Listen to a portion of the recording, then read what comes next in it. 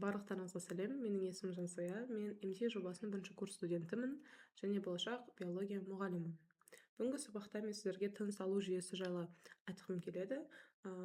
Жалпы біз қалай тыныс аламыз, тыныс алу дегеніміз не, бұл жүйеге, бұл тыныс алу жүйесіне қандай органдар қатысатыны жайлы бұл сабақта біле аласыздар. Жалпы тыныс алу дегеніміз бұл өте қатысатын күрделі химиялық үдеріс. Күрделі химиялық үдеріс деп тұрғаным, бұл біз жұтқан әрбір оттек молекуласы, O2 молекуласы, біздің жасушаларымызға барады. Сол жерде цитоплазмада немесе митохондрияда олар АТФ деген бір энергия бар. Сол АТФ-тің синтезіне жұмсалады екен. Сол себепті бұл күрделі химиялық үдерістердің бірі. Жалпы тыныс алу бізде жүйеге жатады. Зәр шығару жүйесі сияқты, немесе ас қорыту, тірек қимыл жүйесі сияқты. Себебі тыныс алуда бізде бірнеше органдар қызмет атқарады. Мысалы, тыныс алу бізде мұрын қуысынан басталса, ол кейін өкпедегі альвеолармен аяқталады. Осы сабақта сіздер мұрын қуысы жайлы және бұл сабақта сіздер тыныс алу жүйесіне қандай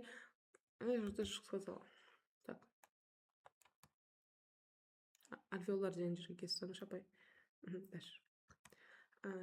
Алдымен біз осы затты білуіміз керек. Бұл барлық ауа өтетін жолдар іштей кірпікшелі эпителиймен қапталғаны жайлы. Яғни міне осы суретте көрсетілгендей, бізде эпителийлердің үстінде кірпікшелер бар. Олар бір бағытта қозғалу арқылы шаң тозаң бөлшектерін сыртқа шығарады екен.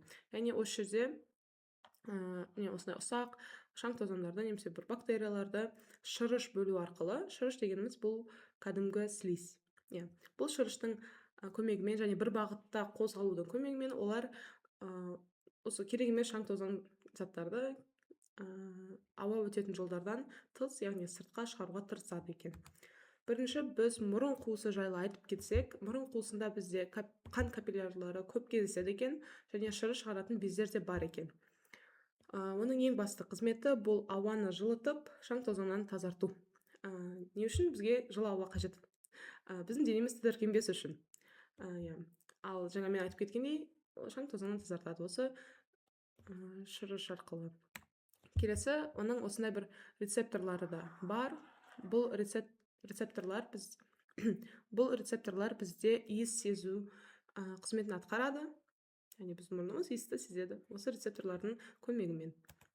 Кейін біз жұтқыншақ жайлы айтып кетсек, жұтқыншақ бізде осы жерде орналасқан. Бұл тыныс алу және ас қорыту жүйесінің ортақ бір бөлімі екен. Яғни жұтқыншақтың ұшы бүйтіп екіге бөлініп кетеді. Бір ұшы өңешке кетсе, яғни ас қорыту жүйесінің бір мүшесіне, екінші бір ұшы көмекейге, яғни тыныс алу жүйесінің бір мүшесіне кетеді екен. Көмей дегеніміз бұл шеміршектен түзілетін осы бір мүше.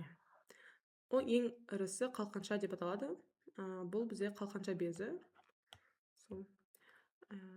Оған қоса көмекей бізде тамақты тыныс жолдарына түсірмейді, оны өңешке бағыттайды екен. Міне осы бір видеода көріп тұрғаныңыздай, тамақтың бір бөлігі өңешке кетеді. Мына жерде бізде көмейдің қақпақшасы бар. Ол кеңірдекке бару жолын бүйтіп жауып тастайды. Сол себепті тамақ бізде бүйтіп өңешке кетеді, яғни асқазанға. Егер де тамақтың бір бөлігі немесе судың бір тамшысы бізде өңешке емес, кеңірдекке кетіп қалған жағдайда адамда жөтелу рефлексі болады. Сол себепті біз тамақ ішкен кезде сөйлемеуге тырысу керек.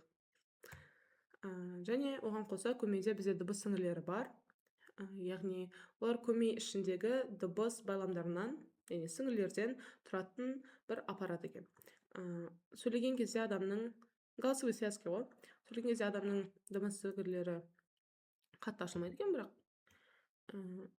ал тыныс алғанда жептері ашылып, терең тыныс алған кезде кеңінен ашылады екен.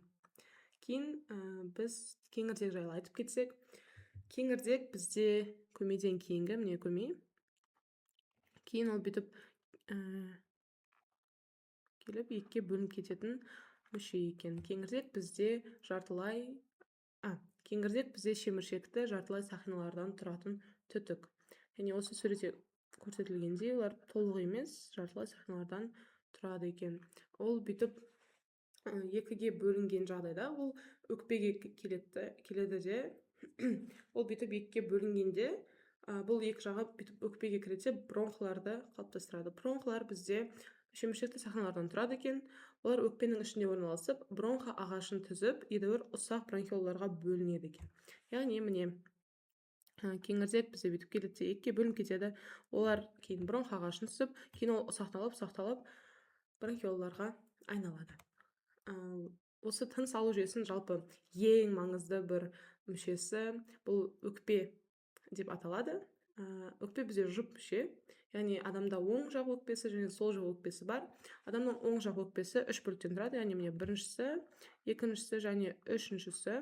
Ал сол жақ бөлігі кішірек, ол 2 бөліктен ғана тұрады. Біріншісі, екіншісі. Және осы жерде адамның жүрегі орналасқан. Сол жақ өкпенің қасында. Түк етеді десең.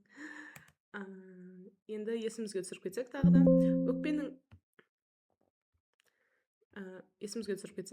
өкпенің ішінде бізде бронхлар бар.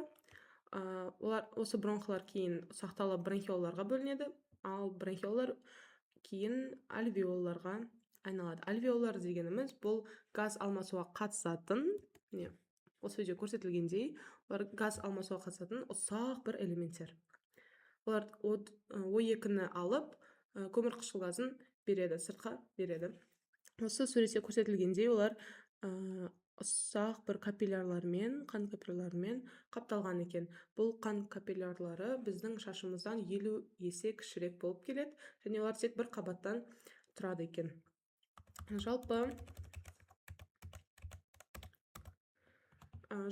тыныс алу жүйесі осымен аяқталады.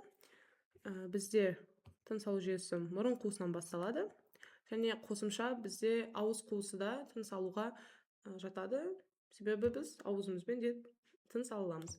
Кейін бұл жұтқыншақ, көмей, кеңірдек, кейін кеңірдек екіге бөлініп өкпеге келеді, өкпенің ішінде бронх ағашы болады. Ол бронх ағашы кейін едәуір ұсақ болып бронхиолаларға бөлінеді, ал бронхиолалар өз кезегінде альвеолаларға бөлініп, газ алмасу жүреді. Осымен біздің сабағымыз аяқталды. Сіздерге қызықты әрі пайдалы болды деген үміттемін. Осы видеоны пайдалы болғанын үміттемін. Сіздермен болғанмен Жансая және барлықтарыңызға рахмет. Сау болыңыздар.